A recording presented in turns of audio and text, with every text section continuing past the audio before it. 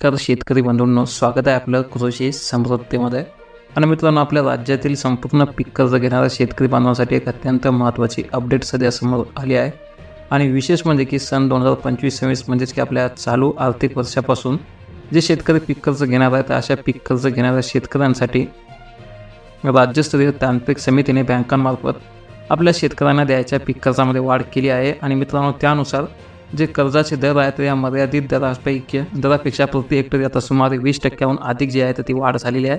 आणि यामध्ये नेमकं कोण्या पिकाला किती कर्ज आहेत मिळणार आहे ते सुद्धा आपण पुढे पाहणार आहोत.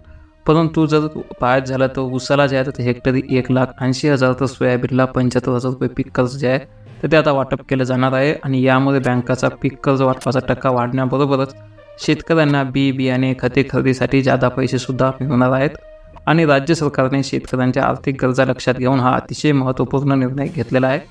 खरीप आणि रब्बी हंगामातील पिकांसाठी हेक्टरी कर्ज मर्यादा वाढवली आहे, तर याचा शेतकऱ्यांना शेतीच्या कामासाठी फायदा होणार आहे. आणि विशेष म्हणजे की जे आपलं आर्थिक वर्ष असते 1 एप्रिल ते 31 मार्च याप्रमाणे यानुसार राष्ट्रीयकृत बँका, व्यापारी बँका आणि जिल्हा मध्यवर्ती सहकारी बँकांना खरीप हंगाम आणि रब्बी हंगामातील पीक कर्ज वाटप निश्चित करून देण्यात येते. आणि त्यानुसार समितीच्या निर्णयाची अंमलबजावणी जी आहे तर ती जिल्हा स्तरावर जिल्हाधिकारी आणि त्यांच्या समितीकडून केली जात असते.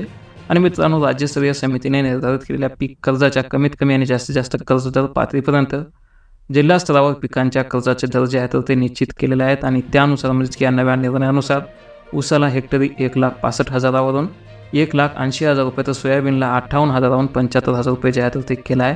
त्यासोबत कापसासाठी जवळपास 85,000, तर तुरीसाठी 65,000 आणि मुगासाठी 32,000, तर हरभऱ्यासाठी हेक्टरी 60,000 रुपये.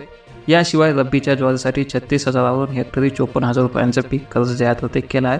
तर हे जे काही पीक कर्जाचे दर वाढवण्यात आले आहेत ते आपल्याला नवे आणि जुने आपल्या स्क्रीनवर पाहायला दिसत असतील. याप्रमाणे पीक कर्जाच्या मर्यादेमध्ये वाढ केली आहे. तर जास्तीत जास्त शेतकऱ्यांना ही माहिती नक्की शेअर करा. चॅनलला नवीन असाल नक्की सबस्क्राईब करा. धन्यवाद.